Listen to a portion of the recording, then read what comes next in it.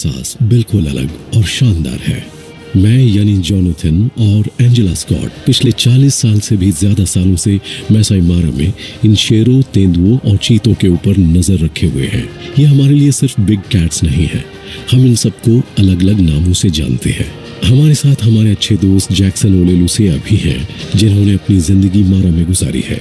ये जानवर इनके लिए भी उतने ही खास हैं जितने हमारे लिए। तो आइए हमारे साथ और देखिए इन जानवरों की जिंदगी के कुछ बेहद खास लम्हे।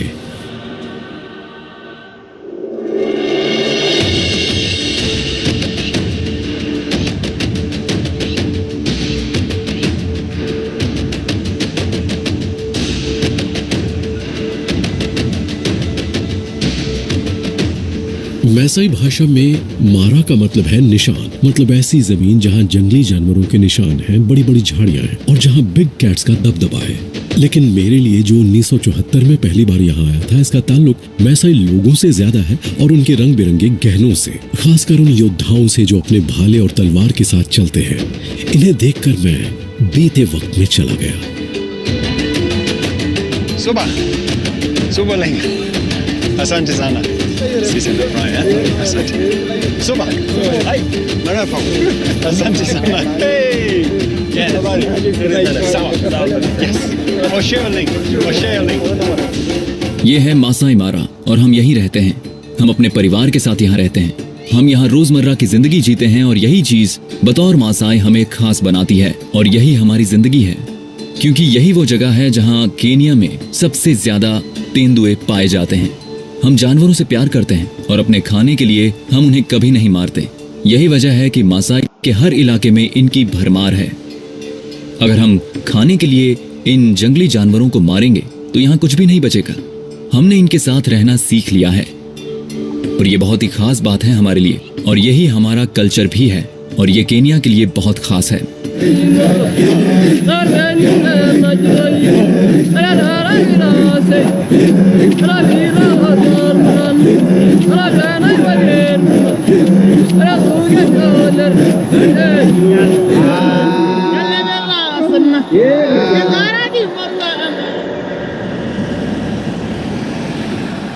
जैसे जोनाथन और मैंने मारा को समझा है, उससे ऐसा लगता है कि आप जैसे जैसे इस जगह को जानते हैं, आप इससे और जुड़ते चले जाते हैं। इसे समझना ऐसा ही है जैसे आप प्याज की एक एक परत को निकालते जा रहे हैं और उसका सबसे रिच पार्ट आपके सामने आता जा रहा है। मैं उस चीज की बहुत कदर करता हूँ जो मुझे इतने सालों तक एक ही जगह रहने के बाद मिली है। तभी आप वहाँ की छोटी छोटी चीजों को जानते हैं, अलग अलग मौसम देखते हैं, आप शेरों की अलग अलग पीढ़ियों को इस इलाके में घूमते हुए देखते हैं और अपने रेयर व्यू मिरर में देखते हुए यही कहने वाली थी। मैं जानती हूँ, मुझे याद है। भूल सकता है कि तब मैं एक बैचलर था और अपनी धुन में मस्त रहता था। मैंने कभी नहीं सोचा था कि मुझे कोई ऐसी दोस्त मिलेगी जिसके साथ मैं दिन के 14 घंटे एक ही गाड़ी में गुजारा करूंगा, और वो मेरे साथ ही है। देखिए पीछे बैठी।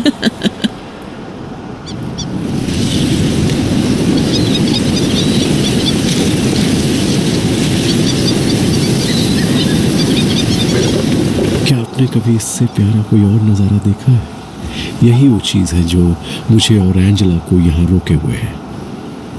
इतनी खामोशी में इन जानवरों के इतना करीब, जिनके साथ हम पिछले कई सालों से रहते आ रहे हैं। अस्कारी बहुत ही प्यारा नर है। ये मार्श ब्राइट के ज्यादातर नरों से काफी अलग है।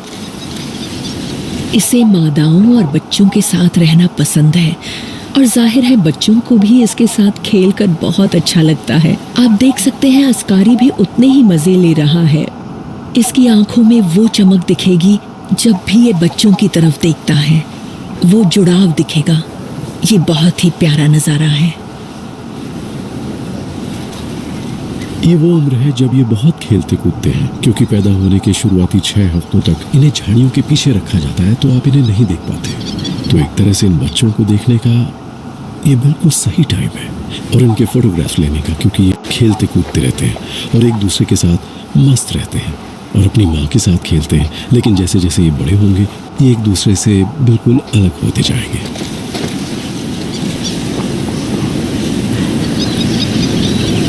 मोजा बहुत ही मजबूत और शैतान बच्चा है जो हमेशा मस्ती करता है। वो बाकी दोनों से थोड़ा बड़ा है और शैतानी में हमेशा सबसे आगे रहता है। वो उन दोनों को भी शैतानी करने के लिए उकसाता है।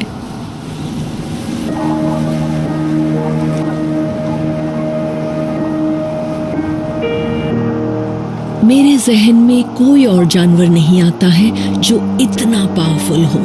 अब जानते हैं इतिहास में इन्हें ताकत, साहस और डर का प्रतीक माना गया है।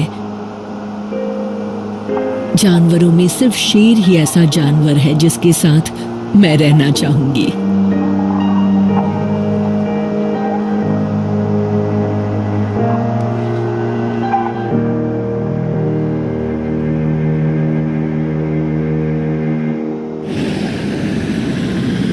हमारे गाइड मैंडेला ने मलाइका का पता लगा लिया है। वो कल जहां थी उससे दक्षिण की तरफ देखी गई है। उसने अभी तक खाना नहीं खाया, इसलिए शायद हम उसे शिकार करते देख सकें।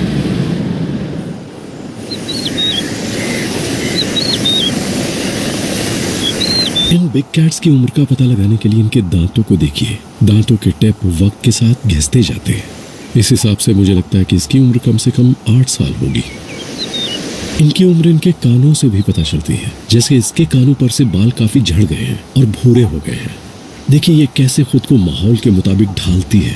ये बिल्कुल हमारी तरह ही है। जैसे हम किसी ऊंची जगह पर चढ़कर दूरबीन से देखते हैं, उसी तरह ये शिकार को देखती है।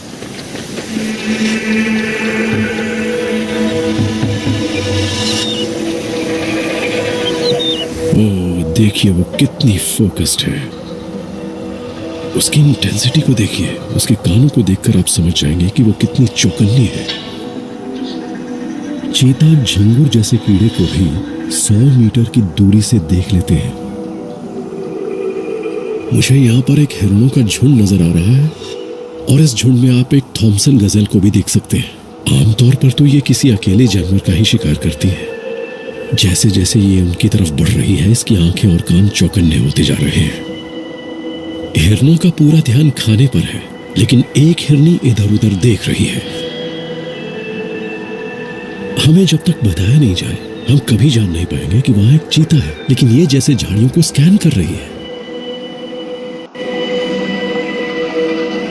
अब देखिए कैसे धीरे धीरे आगे बढ़ रही है। इन इम्पालास की आंखें झाड़ियों में होने वाली किसी भी हरकत को फौरन पकड़ लेती हैं। देखते जाइए, अब वो झाड़ियों के बीच से लगभग हवा में जंप करती हुई बाहर आएगी। देखिए,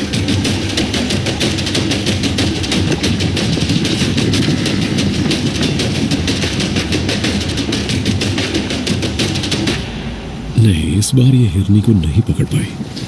ओह वाह देखा आपने वो किस तरह झटके से बाहर आई थी। ऐसा नहीं लगता कि इस नाकाम कोशिश ने इसे थका दिया हो या परेशान कर दिया हो। ये बहुत ताकतवर है। क्या बात है मलाइका, तुम सचमुच एक स्टार हो।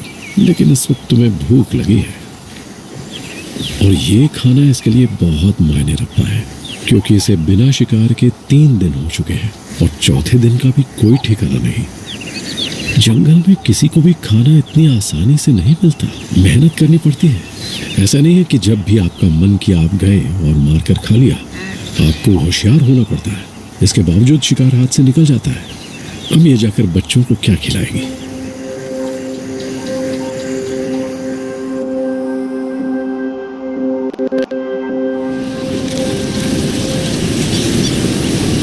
क्लाउडिया और अस्कारी, ये मार्श प्राइड के नर और मादा हैं। इन दोनों के बीच कुछ तो चल रहा है। शायद ये दोनों मीटिंग के मूड में हैं। मादा प्राइड के दूसरे सदस्यों के पास जाना चाहती है, लेकिन आज नहीं। ये मादा कभी इस तरफ चली जाती है तो कभी इस तरफ चली जाती है। वो सोचती है कि मैं किस तरह से इससे पीछा छुड़ाऊं, और किसी तरह पीछा छुड़ाकर वो पेड़ के ऊपर चली जाती है। और शेर नीचे बैठा सोच रहा है कि क्या मैं शेरनी के पास ऊपर जाऊं, पर यह पेड़ 2 शेरों का बोझ नहीं उठा पाएगा। इसीलिए वो वहां नीचे बैठा हुआ है और वो शेरनी के नीचे आने का इंतजार कर रहा है।